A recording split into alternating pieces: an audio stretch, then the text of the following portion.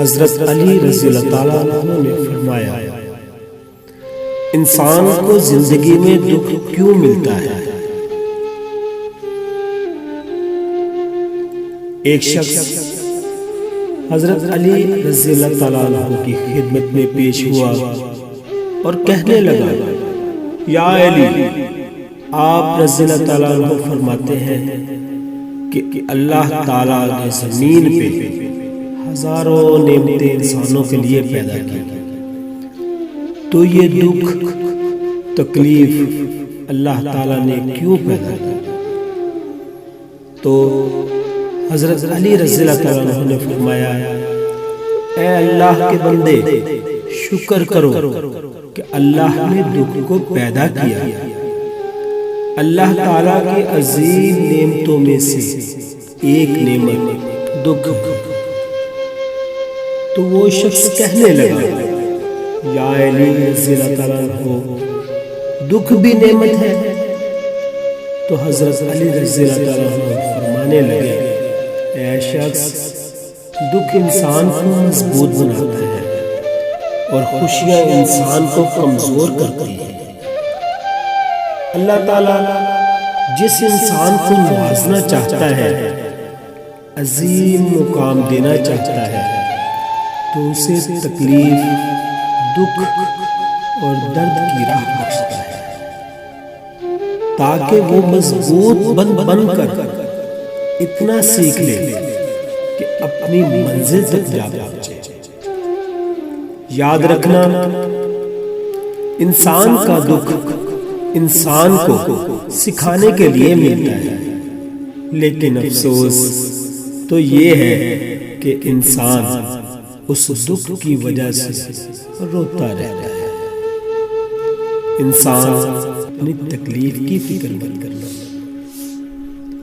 بعض تکالیف ایسی ہوتی ہے کہ ہمیں لگتا ہے جیسے اب ہم مر جائیں، جیسے اب کہیں سے کوئی مدد نہیں آئی، اور پھر ہم جلد مایوس ہو جاتے ہیں۔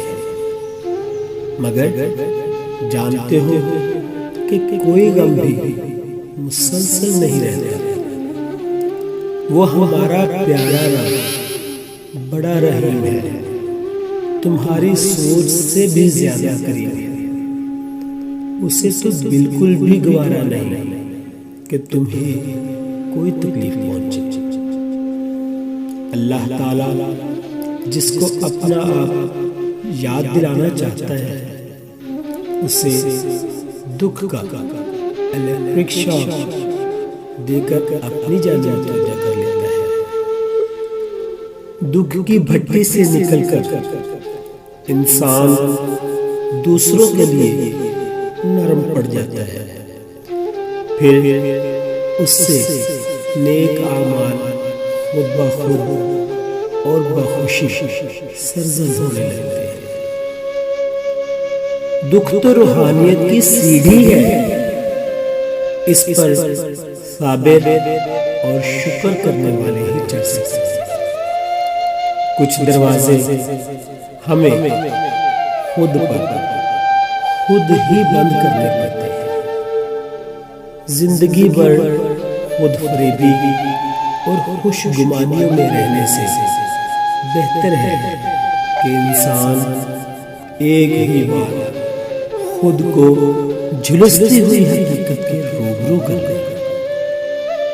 یہ قدرت کا قانون ہے کہ جو انسان کسی کو استعمال کر کے اسے دھوکہ دے کر اپنی خوشیاں حاصل کرتا ہے، وہ کبھی نہ کبھی خود اس سے بھی زیادہ دوسروں کے ہاتھوں استعمال ہو کر زندگی میں دکھ سہتا ہے۔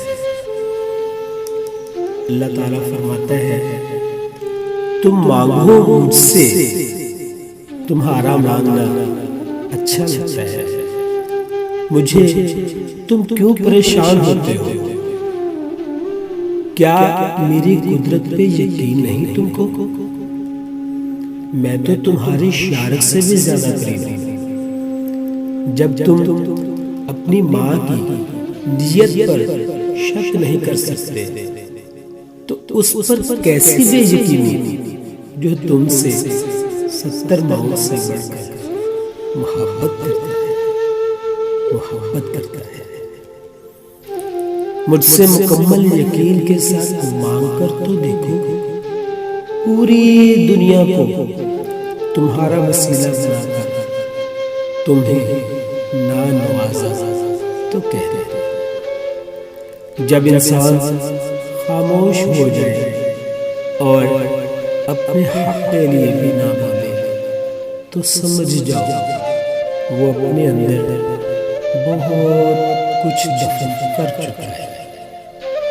اے بلندیوں کے بادشاہ، اے رب کائنات، ہمارے دلوں کو شیطان کے شر سے بچا، صرف اور صرف اپنی رضا کا غلام بنانا۔